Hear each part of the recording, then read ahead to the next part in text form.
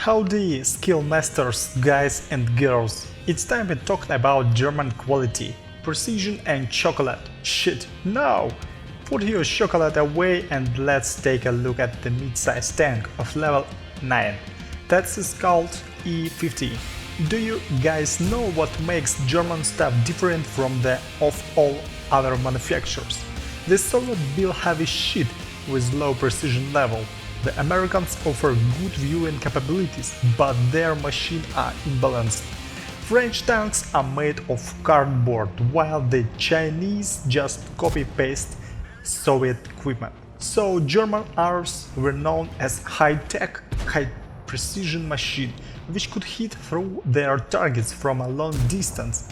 That is why we are now gonna take a look at one quality warrior which can be turned into a versatile killer. By the way, E50 of level 9 is similar to E50M at the 10th level. They have similar armor plating, terrain response, stabilizer and masking. Seems like it's all of the same tank, but the fact is not. E50M has a more powerful engine and an improved barrel. The rest of the specs are just the same. Now let's get down to more details. E50 is a German mid-size tank of level 9. It's a great sniper with some powerful arms that can punch through some really strong armor. The only problem with this tank is that it doesn't have enough HP, which are only 1750. I wouldn't try running a race in this one. However, what really gives it some extra points is its armory. It's 150mm on the front and 80mm at the sides and rear part. Probably the most reinforced the tank among all other mid-size tanks.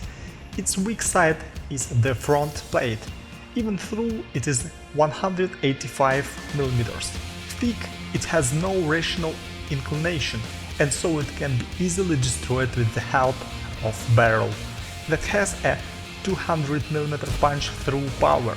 So you gotta be careful when sticking your turret out of the hideout.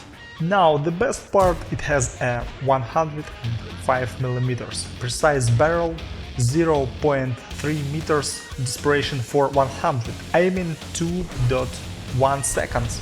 Punch-through level is 220 units with the regular shells and 270 units with golden shells, which makes it a good choice for both close in a distant battle. The total amount of shells on board of this tank is 48. There are several ways to fight with this tank. You can, for example, act as a sniper by sitting low and waiting for your target to come closer. You can also use it in close in the battles. Its armor plate sends many shells into ricochet, thus hiding that you can use it for outflanking.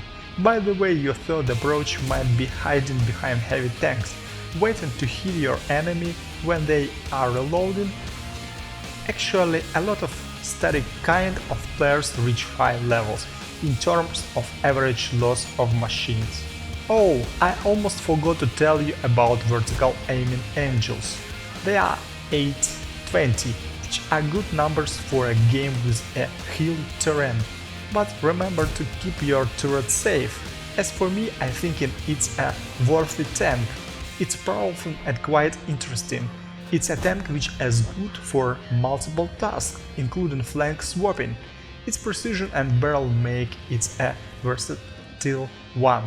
By the way, what do you think about it? Do you like it? Do you have one in your hangar? While you are thinking, let's go back to the battlefield. You can see the key subject of this talk take over a hill on the map and shoot enemies while keeping its invisible status. To tell you the truth, this approach is good for a head battle. The question is why, well, in certain situations enemies are drawn to the base just like fields drawn to sugar and so disclose their location. Not only your enemies but your allies head towards the base and thus they light up the whole area. It actually makes you visible to the artillery, which is bad news. In case they locate you, you will be as open to them as the sky. So you gotta be careful playing this part in this show. You see how this guy pulls most of shit during the battle while its allies keep getting lost. I'm sure most of you have been in the similar situation, when you'd be doing the dirty job, telling your allies how to help you out and they'd simply ignore your commands as if they were blind. However, there is always someone else, just like you take sleeves of one enemy after another, like some cold-blooded ninja. Actually keeping it cool until the end of the battles is a key to winning it. It will help you to take your enemies down one after another until they are all gone. So guys, if you enjoyed this battle, please remember to leave your likes and subscribe to my channel. It's Tony Stark. See ya next time.